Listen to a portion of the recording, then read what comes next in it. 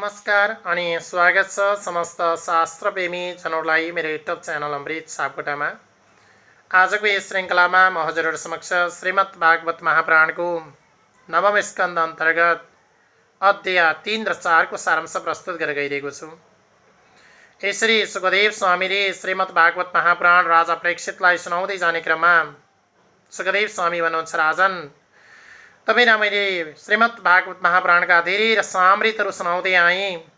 धेरै कथाहरू, धेरै प्रसङ्गहरू, धेरै भगवानका लीला अवतारहरूको बारेमा तपाईँलाई सुनाउँदै आएको छु।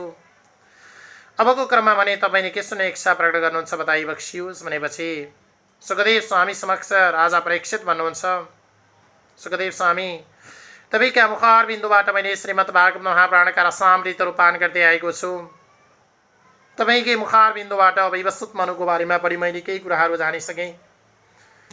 अब भने मैले श्रद्धादेवका छोरा श्रेयातीको बारेमा केही सुन्ने इच्छा छ, मलाई बताइ बक्सियोस् भनेर सुखदेव स्वामी समक्ष राजा परीक्षितले भनेपछि सुखदेव स्वामी भन्न थाल्नुहुन्छ, कुनै एक समयको कुरा थियो जुन श्रद्धादेवका छोरा श्रेयाती ती उनी श्रेयाती आफ्नी छोरी सुकन्यालाई साथ लिएर कुनै एक दिन च्यवान ऋषिको आश्रममा पुगे। यसरी च्यवान ऋषिको आश्रममा पुग्ने क्रममा श्रेयाती आफ्नो छोरी सुकन्यासँग अत्यन्तै खुसी साथ पुगेका थिए। उनी बाटोमा पनि सारा प्राकृतिक दृश्यहरूलाई निहाल्दै, बाटोमा पर्ने तीर्थहरूको दर्शन गर्दै, गङ्गाजीको स्नान गर्दै उनी च्यवान ऋषिको आश्रममा पुगे। यसरी श्रेयाती च्यवन ऋषिको आश्रममा पुग्ने क्रममा त्यहाँ त च्यवन ऋषि ध्यानमा बस्नु भएको रहेछ। यति लामो समयसम्म च्यवन ऋषिले ध्यान गर्नुभएको थियो कि च्यवन ऋषिले ध्यान गर्दा गर्दै गर्दा गर्दै उहाँको शरीरमा तलबाट धमिरो उम्रेर पुरै ढपक्क शरीर जति धमिराले ढाकेको थियो। यसरी जुन श्रद्धादेवका छोरा श्रेयाती आफ्नो छोरी सुकन्याका साथ त्यहाँ पुगेका थिए च्यवन ऋषिको आश्रममा। आश्रममा पुग्दा च्यवन ऋषिलाई त सर्लक्क धमिराले ढाकेको छ। केवल च्यवन ऋषिका दुईटा आँखा मात्रै धमिराले वरिपरि गोलो नलागेको, चारैतिरबाट ढाकेको यति आँखा मात्रै धपक्क बलिरहेको, साह्रै तेज प्रकाश, किनभने उनी त ध्यान मननमा थिए, भगवानको शक्ति प्राप्त भइरहेको थियो, जसले गर्दा आँखा धपक्क बलिरहेको, अत्यन्तै उज्यालो, अत्यन्तै रमाइलो प्रकाश आँखाबाट देखिएको थियो, ज्योति देखिएको थियो। यसरी श्रेयाती वरिपरि घुम्दै जाने क्रममा उनीकी छोरी जुन सुकन्या थिइन्, उनी सुकन्याले सु हेर्छिन् धमिराको गोलोले ढपक्कै ढाकेको छ। त्यो धमिराको गोलोबाट चारैतिर धमिराको गोलो भयो, उनलाई त च्यवन ऋषि हुन् भन्ने थाहा नै भएन। अनि दुईटा आँखाबाट तेज निक्लिरहेको, हो के रहेछ, साह्रै रमाइलो रहेछ, कस्तो राम्रो दृश्य, के पो रहेछ, यसलाई विचार गर्नु पर्यो भने सोरी बाहिर गएर हेर्छिन् सुकन्याले, चारैतिर ढपक्क धमिरा ढाकेको छ। च्यवन ऋषि मस्त ध्यानमा हुनुहुन्छ, आँखा मात्रै धपक्क बलिरहेका छन्। हेर्नुहोस्, यसरी धपक्क बलिरहेका आँखाबाट प्रकाश आइरहेको थियो। त्यस पछाडि सुकन्याले सोचिन् कि हो के रहेछ, यो वस्तु त केही न केही हो भनेर एउटा यसो हेरेको, सानो बाँसको छेसको तलदेखि त्यही छेसकोलाई लगाएर च्वास च्वास आँखामा कोप्न थालिन्। यसरी सुकन्याले जहाँ जुनकुरी जस्तो मानेर अथवा प्रकाश आएको देखेर च्वास च्वास कोपेकी थिइन्। कोपिसके पछाडि त नै च्यवन ऋषि ध्यानमा हुनुहुन्थ्यो। आँखामा कोपिसकेपछि आँखाबाट सरर रगतका धारा बग्न थाले। हेर्नुहोस्, अब रगतको धारा बग्यो, रगत आयो, मूल फुटे जस्तो रगत खस्न थाल्यो, रगत बग्यो। रगत बगिसके पछाडि जुन श्रेयातीसँग अथवा गएका सबै जुन गणहरू थिए अथवा त्यहाँका सैनिक, राजा अथवा राजकुमारीहरू जति थिए, उनी श्रेयाती अथवा उनकी छोरी सुकन्या जति थिइन्, त्यो ठाउँमा भएका जतिको दिसा पिसाब जति सबै बन्द भयो। हेर्नुहोस्, अब दिसा पिसाबै बन्द भइसकेपछि दया राछु बन्नै पर्यो। दिसा पिसाब बन्दै भएर कतिजना मरि अरे, हस्पिटल नपुर्याउँदै अपरेसन हुन पाएन अरे, बाटोमै यस्तो भयो अरे, रोकिएको 2 दिन हो अरे, 3 दिन हो अरे, आजसम्म नगएका के गरेका होला नि त नि भनेर नानाभान्ती तपाईँ हामीले समाचार सुन्ने कुरा गर्ने गरेकै छौँ। हेर्नुहोस्, साराका सारा दिशा पिसा बन्द भयो। अब यो के गरी दिशा पिसा बन्द भयो त भनेर सबैले बुझ्दै जाँदा अथवा सरियातीले पनि बुझ्दै जाँदा तिनै सुकन्याले भुलवश चेवान ऋषिको आँखामा घोची दिएर जुन आँखा फुटेको थियो त्यो फुटेको हुनाले यो यस्तो अनर्थ भएको भन्ने कुरा थाहा भयो। र त्यस पछाडि सरियाती गएर चेवन ऋषिको शरणमा पर्छन्। चेवन ऋषिको तुति बिन्ती गर्दै भन्न थाल्छन्, ओहो ऋषि सुन, साह्रै अनर्थ भयो। मेरी छोरी जुन कन्या थिइन्, सुकन्या थिइन्, उनले केही नजान्नाले सधैँ दरबारमा हुर्की बढेकी, बाहिरी संसारलाई नदेखेकी, बाहिरी संसारमा आएर निहाल्दाखेरिमा तपाईँको यो स्वरूप देख्दा उनलाई अनौठो लागेछ, घोची छन्। हामीमाथि कृपा होस्, नजानेर यो अनर्थ भयो, के गर्नुपर्छ तपाईँलाई गरौँला, हामी साराको दिशा पिसाब खुलाइदिनुहोस्, यो अनर्थ नगराइदिनुहोस् भनेर सरियाती चरणमा परे। त्यस पछाडि सरियाती चरणमा परिसके पछाडि जुन चेवान ऋषिले अनर्थ हुनु भइहाल्यो। ठिक छ, आफूलाई कसैले दुई नै हान्छ भने दुई नै हान्नुपर्ने छैन, क्षमा दिए पनि हुन्छ। चोटको चोटैले निम्ताउनुपर्छ भने छैन, अथवा चोटको बदला चोटले लिनुपर्छ भने छैन। म क्षमा दिन्छु, साराका सारा दिशा पिसाबमा खुलाइदिन्छु। तर मेरो यो अवस्था त भइहाल्यो, दुवै आँखा फुटिसके, म त अन्धो भइसकेँ, मेरो जीवन त व्यर्थ भइसक्यो। अब मलाई पालन पोषण कसले गर्ने, साह्रै दुःख छ भनिसकेपछि उता सरियाती भन्छन्, ठिक छ, तपाईँको पालन पोषणका लागि मैले कुनै मान्छे कठाउँछु, सेना पुलिसहरू ल्याएर तैनात गराउँछु, प्रभु हामीमाथि कृपा रहोस्।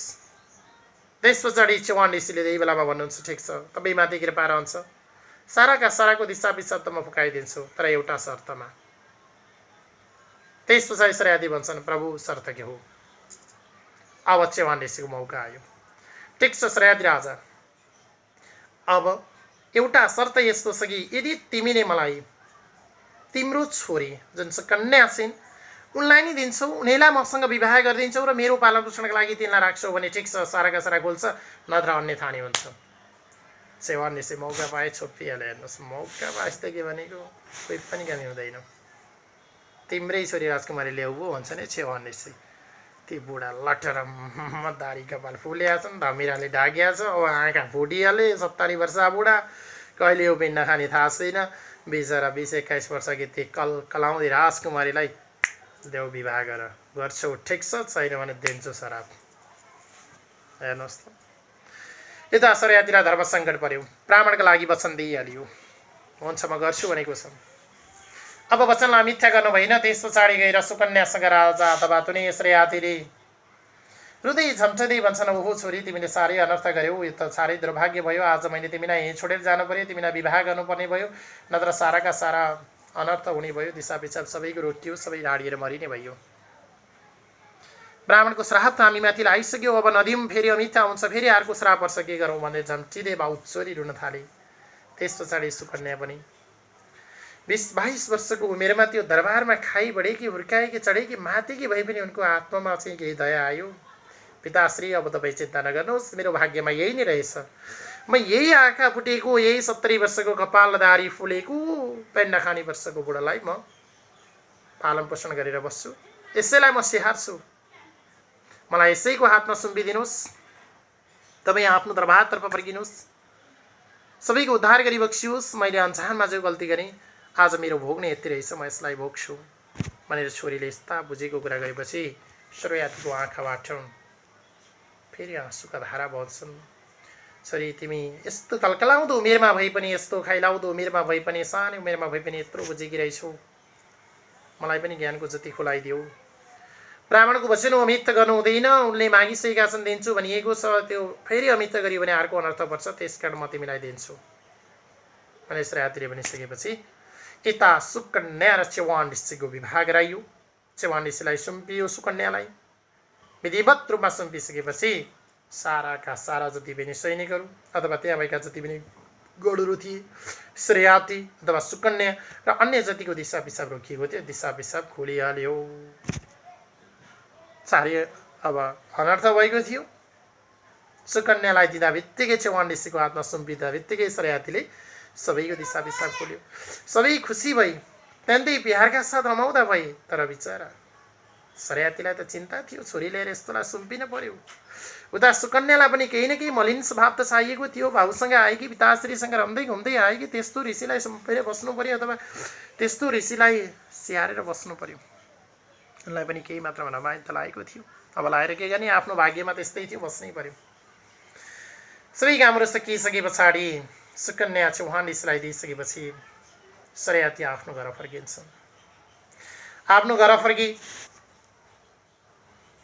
यता सुकन्याले अत्यन्तै प्यारका साथ मेरो भाग्यमा यस्तै रहेछ, हे मेरा पतिदेव भन्दै त्यही आँखा फुलेको, दारी कपाल पुरै फुलेको, भरियालका धारा लागेको, मङ्गरा जति सबै झरेको, उर्था लुलु लुलु काम्ने, हाडले बनेको अथवा हाड मात्रै शरीरमा बाँकी रहेको, सबै मासुको भाग जति जब्ध्यालले गर्दा सुकेर गइसकेको, त्यस्ता 70-80 वर्षका पिण्ड खाने वर्षका अथवा पिण्ड खाने बेलाका ती बुढालाई स्याहारेर ती सुकन्या 32 लक्षणले ढपक्क बलेकी अथवा ढाकेकी, त्यसले बलेकी जता हेरोस् ती परम सुन्दरी, ती परम सुन्दरीले तिनी ऋषिलाई स्याहार गरेर बसिन्।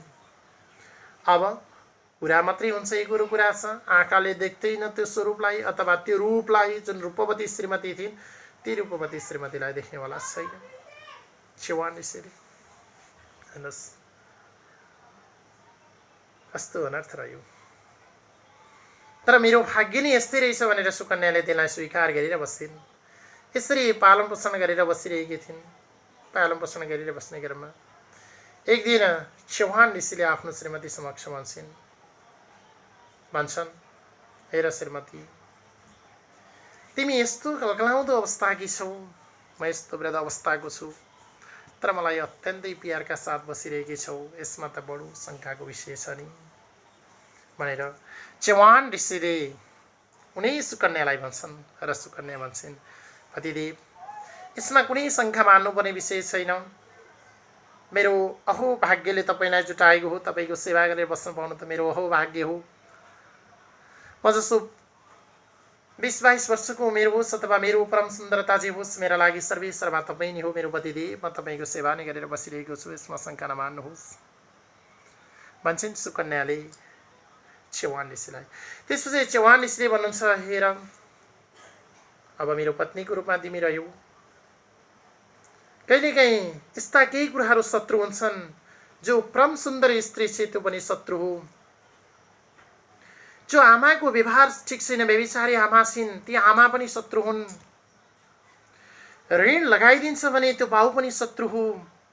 मूर्ख हुन्छ भने छोरा पनि शत्रु हो। यी 4 कुरा सदैव शत्रु हुन्छन्, यीदेखि डराउनु पर्छ। जो अत्यन्तै रूपवती भार्या भन्छ, सारै रूपले ढपक्क बलेकी श्रीमती छ भने पनि त्यसलाई सधैँ घरमा राख्दा अथवा लिएर हिँड्दा सधैँ सुख हुन्छ भन्नु छैन, कहिलेकाहीँ दुर्भाग्य पलाउन सक्छ। कसैको कुदृष्टि त्यो माथि पर्न सक्छ। अत्यन्तै रूपले बलेकी छ भने सबैले हेरेका हुन्छन्, सबैले दृष्टि गाडेका हुन्छन्, त्यसकारण त्यो पनि अनर्थ हो। रूपवती श्रीमती हुनु हुँदैन, त्यो शत्रु हो। बेबिचारी आमा भेद गर्छिन् जुन आमाले, अथवा जुन आमाले सन्तानमा भेद गर्छिन्, जेठो त मेरा लागि ठिक छ, माइलो ठिक छ, साइलो ठिक छ, कान्छो ठिक छ, काइलो ठिक छ, राइलो ठिक छ, फलानु त खतम छ। अथवा जेठी छोरी ठिक छ, साइली छोरी ठिक छैन, काइली छोरी ठिक छ, माइली छोरी ठिक छैन भनेर यसरी भेद गर्छिन् आमाले भने ती आमा पनि शत्रु समानकी हुन्छन्। त्यसकारण रूपवती श्रीमती शत्रु नै हुन्, बेबिचारी आमा पनि शत्रु हुन्। अनि जुन बाउले छोरा छोरीमाथि ल्याएर ऋण थुपार दिएको हुन्छ, ठिक छ पछाडि त ऋण तिरिहाल्छन् नि, आज म खान्छु भनेर मोज मजा गरेर रस लीला गरेर सम्पत्ति जति उडाइदिएर ऋण लगाएको हुन्छ भने त्यस्तो ऋणकर्ता पिता पनि शत्रु नै हो। त्यसकारण ऋण लगाइदिन हुन छोराछोरीहरूलाई, ऋण लगाइदिने जुन पिता हुन्छ त्यो पनि शत्रु नै हुन्छ। अनि मूर्ख छोरो जसले बाउ आमाको सत्कार गर्दैन, भनेको मान्दैन, उनका वचनलाई मिथ्या गर्छ, ठिक छैन झुटा हो भन्छ, मुखले प्रतिवाद गर्छ, मुखले ठेल्छ भने त्यस्तो छोरा पनि शत्रु हो। त्यसकारण संसारमा 4 वटा परम शत्रु छन्। त्यो सुन्दरी स्त्री, बेबिचारी आमा, ऋण लगाइने बाउ र मूर्ख छोरो यी चारवटा शत्रु हुन्। हेर श्रीमती, तिमी पनि रूपले ढपक्क बलेकी छौ, कतै मेरै शत्रु पो हौ कि तिमी। मान्छे चेवन ऋषिले भन्छन् ती बुढालाई, हेर्नुहोस् 70 वर्ष 80 वर्षका ती पिण्ड खानी वर्षका बुढा त्यतिखेर सेवा गरेर बस्दा पनि अझै सन्तुष्टि भएनन्, तिमी त मेरी परम शत्रु हो भनिदिन्छन् चेवन ऋषिले। तर ती सुन्दर स्त्री कति पनि हलचल हुँदैनन्। ठिक छ पिता, पतिश्री तपाईँले मलाई जे सोच्नुहुन्छ सोच्दै जानुहोस् पतिदेव, म तपाईँको सेवा गरेर बस्छु। यसरी सेवा गरे बसेका थिइन्। सारा जगतलाई थाहा भयो कि चेवन ऋषिको सुरक्षाका लागि अथवा चेवन ऋषिको श्रीमती सारै जगतलाई नै मोहित गर्न सक्ने परम सुन्दरी छिन्। त्यस्तै सुन्दरी स्त्री 20-22 वर्षका कलकलाउँदो उमेरकी त्यस्तै परम सुन्दरीले सेवा गरेर बसेकी छन् रे भनेर साराका सारा थाहा भइसके पछाडि वैदाङ्ग शास्त्रमा पारङ्गत भएका अथवा वैद्यहरू जुन थिए, स्वर्गमा 2 वैद्यहरू थिए, ती वैद्यलाई पनि थाहा भयो। हेर्नुहोस्, साराका सारा जगतलाई थाहा भयो, साराका सारा दृष्टि ती स्त्रीमाथि पर्न थाल्यो। ओहो 70-80 वर्षको बुढालाई त सेवा गरेर बसेकी छन्, ती त परम सुन्दरी छन्, तिनलाई बसमा लिन बाध्य के हुन्थ्यो। सबैको को दृष्टि लाग्यो, हाम्रो समाजमा पनि त्यही। हेर्नुहोस्, धपक्क बलेको बाहिर रूप र रङ्गले सिँगारिएको छ भने त्यो प्राप्त गर्न पाए त के नै जित्यो भने साराका सारा पढाल्छन्। हेर्नुहोस् आज पनि न त्यसैको परिणामस्वरूप कति ठाउँमा बलात्कृत भयो अरे, बलात्कार गरेर मारियो अरे, सामूहिक बलात्कारपछि मारेर फालियो अरे, छोडियो अरे, यसो गर्यो अरे उसो गर्यो अरे। यस्ता अनर्थ समाचारहरू तपाईँ हामीले सुन्नुपर्छ। हेर्नुहोस्, यही रूपको कारणले हो, रूपको घमण्डको कारणले। यसरी सारा जगतलाई थाहा भइसकेपछि स्वर्गबाट 2 वैद्यहरू पनि ओहो चेवन ऋषिकी श्रीमती कस्ती रहेछन्, आफ्नो बसमा लिन सकिन्छ कि यसो गएर विचार गर्न पऱ्यो, ट्राई हेर्नु पऱ्यो, आँखा लाउनु पऱ्यो भनेर स्वर्गबाट 2 वैद्य कुमारहरू स्यार र झरी चेवन ऋषिको जुन आश्रममा पुग्छन्।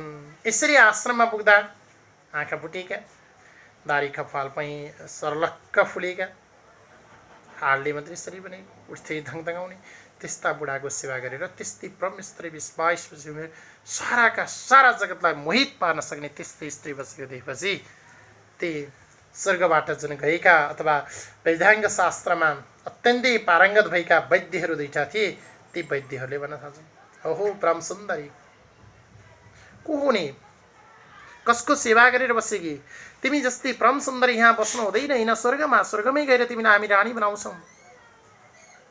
हामी हेर कति रूपमा बलेका छौँ, हामीलाई श्रीमानको रूपमा स्वीकार गर, हामीसँग हिँड पो भन्छ नि। डाँगाहरू माथि स्वर्गबाट आएकालाई हेर, स्वर्गबाट आएका त त्यति दुष्ट छन्, अनि पृथ्वीका कोही कतिलाई हुन्छन्, सबको सबमाथिको दृष्टि पर्छ। स्वर्गकै रहेछ नि डाँगा। 2 वैद्यहरूले त भन्न थाले, यस्ता बुढालाई स्याहार गरेर नबस, हेर यस्तै परम सुन्दरी, हामी जस्ता रूप हेर, ढपक्क बलेको यस्तो शरीर छ, चलो लान्छौँ हामी तिमीलाई श्रीमती बनाएर लान्छौँ, स्वर्गकी रानी बनाइदिन्छौँ, जान्छौ भनेर जुन सुकन्या अथवा चेवन ऋषिकी श्रीमती थिइन् तीमाथि त कुदृष्टि लगाए। कुदृष्टि लगाइसके पछाडि अत्यन्तै पतिभक्त थिइन् नारी अथवा सुकन्या।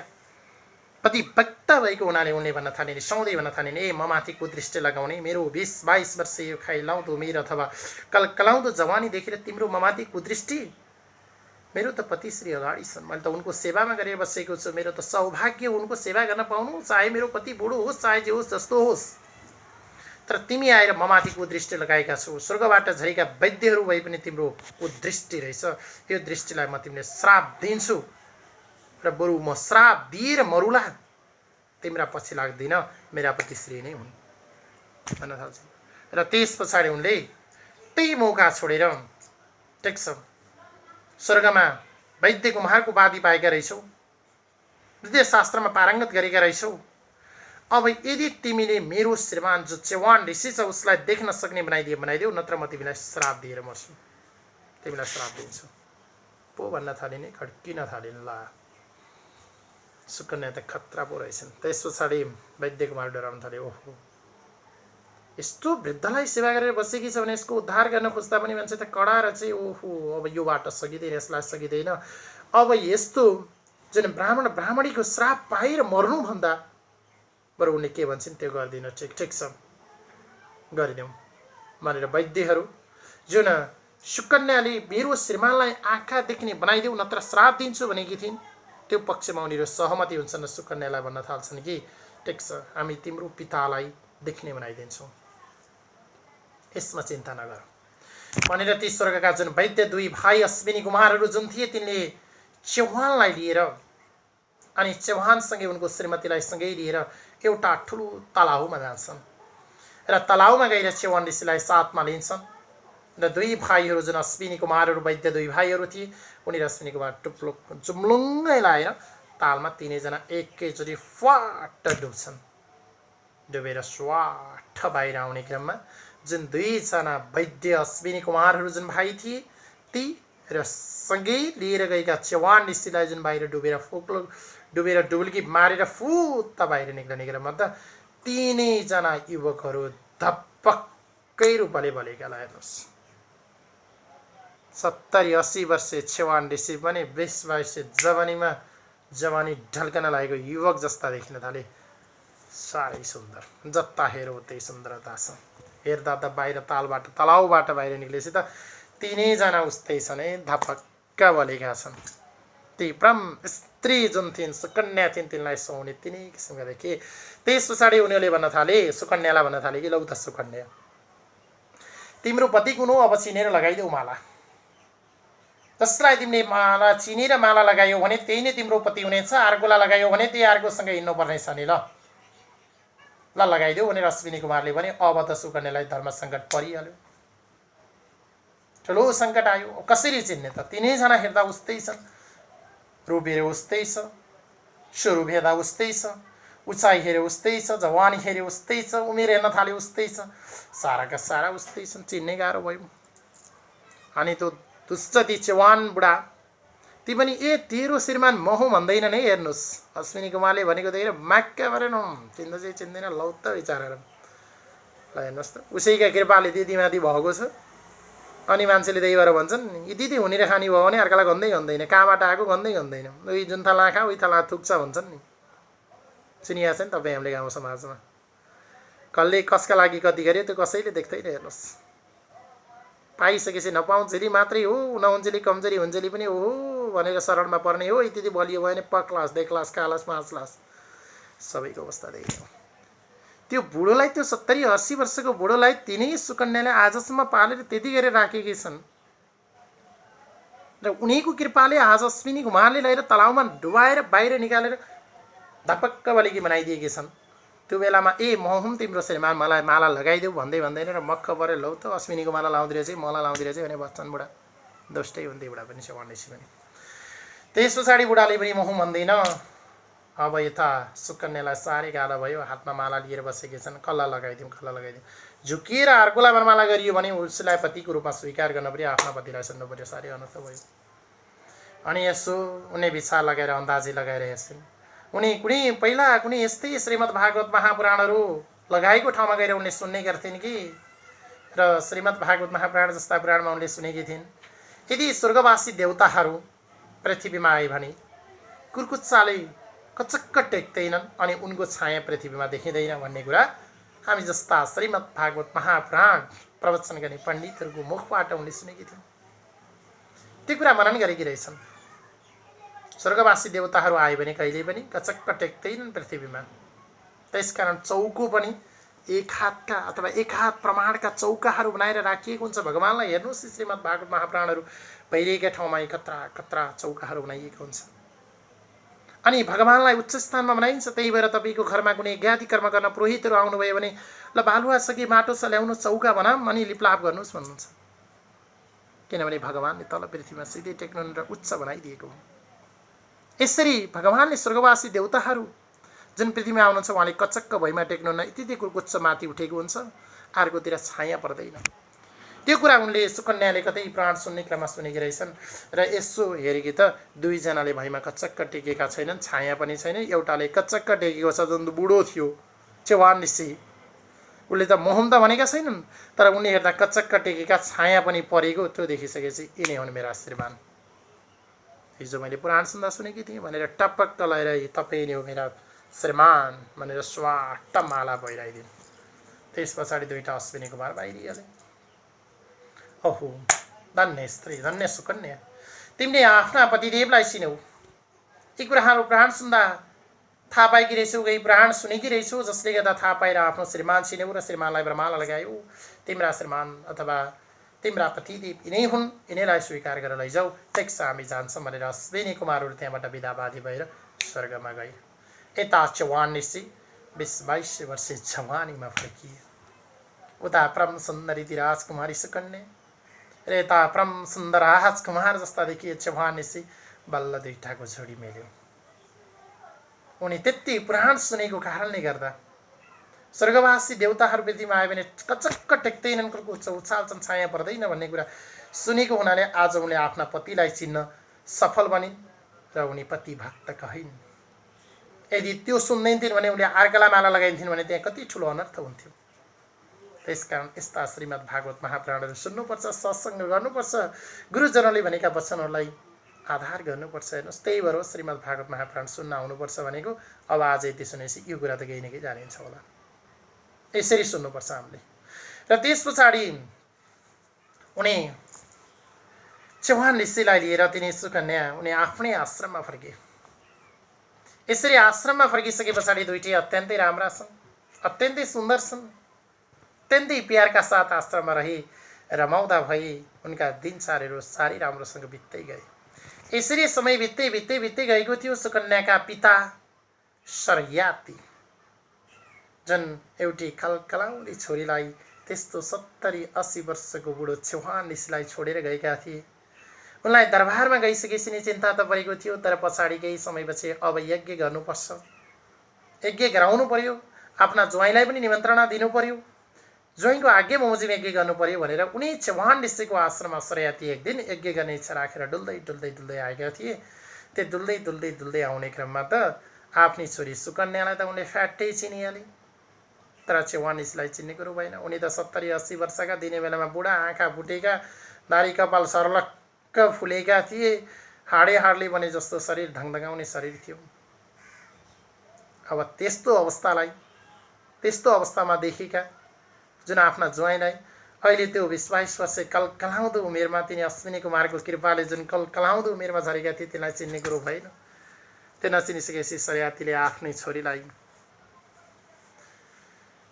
अत्यन्तै नराम्रो सोच्दै भन्न थाल्छन्, हे छोरी त साह्रै दुष्ट रहेछस् नि, त्यस्ता चौहान ऋषिलाई ती ब्राह्मणलाई तैँले धोका दिएर यस्तो परम सुन्दर केटो खोजेर विवाह गरेर बसिस्, दोस्रो विवाह गरिसकेछस्, त दुष्ट होस्, कस्तै कुलङ्घार रहेछस्, कुनै पनि संस्कार नसिकेकी परपुरुषलाई लिएर बसेकी क्या दुष्ट छोरी जन्माएछौ, तँलाई जन्माउनु धिक्कार छ भन्छन्। शर्याती आज बुझ्नु छैन, केही छैन, सिधै अर्कोलाई गाली सुरु भयो।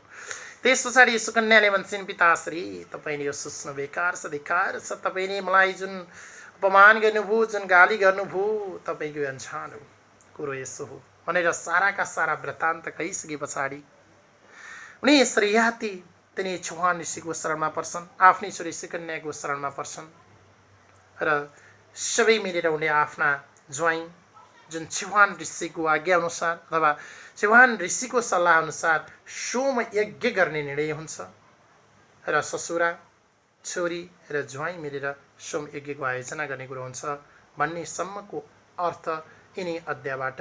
जय बोलो श्रीमद् भागवत महापुराणको, जय बोलो श्रीमद् भागवत महापुराण नवम स्कन्धको। ओम नमो भगवते वासुदेवाय।